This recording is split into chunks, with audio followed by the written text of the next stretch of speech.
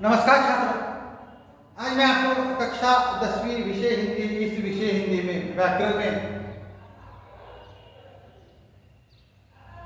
मुहावरे रहते हैं और परीक्षा के लिए मुहावरों को 2 अंक होते हैं। तो मैं आपको आज मुहावरे के बारे में जानकारी देती हूँ। तो छात्रों ध्यान दीजिए। मुहावरे के अंतर्गत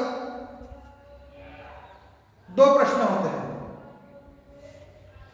मुहावरों का अर्थ लिखकर वाक्य में प्रयोग करना, उसके लिए 1 अंक है, और अधोरेखांकित वाक्यांश के लिए मुहावरों का चयन कर वाक्य फिर से लिखिए, इसके लिए 1 अंक होते हैं। वैसे ही कुल मिलाकर 2 अंक होते हैं। तो छात्रों, मुहावरों का जन्म लोक जीवन में होने वाली आम बातचीत में से हुआ है। कभी कभी हम किसी बात को लाक्षणिक भाषा में करते हैं, यही बात धीरे धीरे मुहावरों का रूप धारण कर लेती है।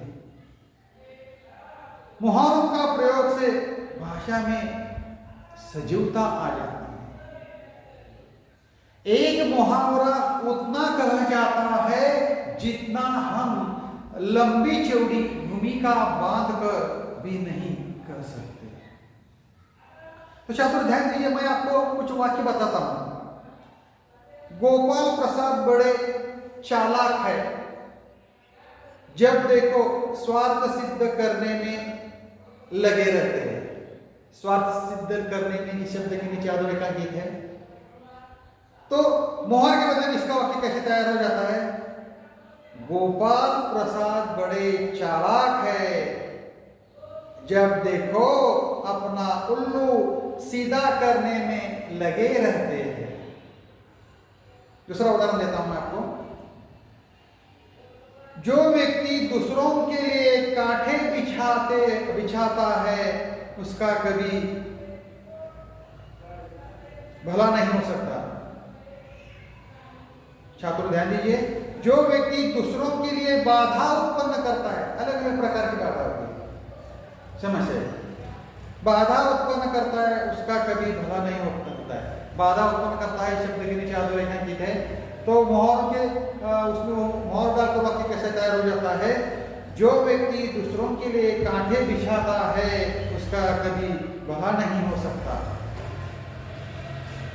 तीसरा उदाहरण है, तिलक व सुभाष के नारों ने निराश भारतीयों के शरीर में जान डाल दी।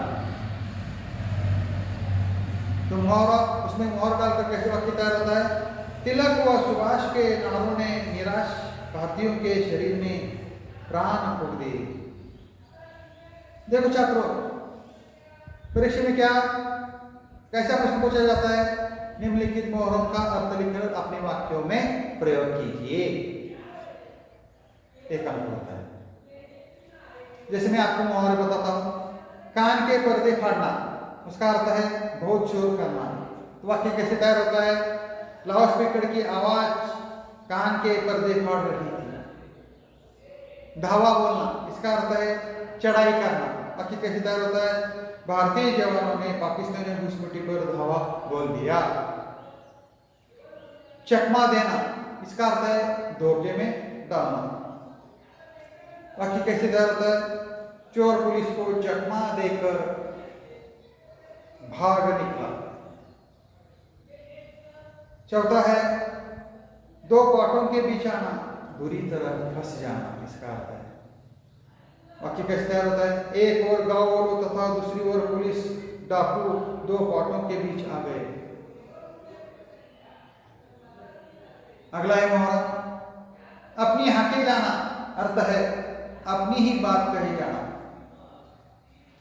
वाक्य है, रमन की आदत है बस अपनी ही हाके जाता है, दूसरों की सुनता ही नहीं। अगला मुहावरा है, खून का घुट पीना, मन महसूस कर रह जाना। वाक्य है, जमींदार की गालियां सुनकर सिरजन को गुस्सा तो बहुत आया, पर वह खून का घुट पीकर रह गया। भाग्य जागना, स्थिति में सुधार होना। वाक्य है, दर दर की ठोकरें खाने के बाद नईम के भाग्य जागे और उसे एक कारखाने में अच्छी नौकरी मिल गई। इस मुहावरे की तरफ और एक अलग प्रकार का प्रश्न पूछा जाता है, जैसे रेखांकित वाक्यांश के स्थानों पर उचित मुहावरों का प्रयोग कीजिए। कोष्टक में मुहावरे दिए जाते हैं और उस मुहावरों का उचित वाक्य में प्रयोग करना है। कोष्टक में क्या मुहावरे दिए हैं देखो छात्रों, मुंह खोलाना, दाल में कुछ काला होना, पत्थर की लकीर, तिल का तड़ बनना, बाएं हाथ का खेल। तो इस मुहावरों का अपने वाक्य में प्रयोग करना है। देखो, उमा आज सुबह से ही नाराज है। नाराज शब्द के नीचे अधोरेखा कीजिए। इसके लिए कौन सा मुहावरा चुनना है? उमा आज सुबह से ही मुंह फुलाए बैठी है। अगला है, आजकल नवनीत किसी से बात ही नहीं करता, अवश्य कुछ संदेह की बात है। तो कौन सा मुहावरा चुनकर लिखना है? आजकल नवनीत किसी से बात नहीं करता, अवश्य दाल में कुछ काला है। तीसरा है, हमारे पिताजी की प्रत्येक बात हम भाई बहनों के लिए पक्की बात होती है। इसका मुहावरा चुनकर लिखना है, हमारे पिताजी प्रत्येक बात हम भाई बहनों के लिए पत्थर की लकीर होती है। चौथा है, शुभजीत की बात का विश्वास मत करना, उसकी तो बहुत बड़ा चढ़ाकर कहने की आदत है। तो कैसे मुहावरा चुनकर वाक्य लिखना है? शुभजीत की बात का विश्वास मत करना, उसकी तो तिल का ताड़ बनने की आदत है। और अंत में पांचवा वाक्य है, शरीर के लिए मेडिकल की प्रवेश परीक्षा बहुत आसान काम है। तो मुहावरा चुनकर कैसे लिखना है?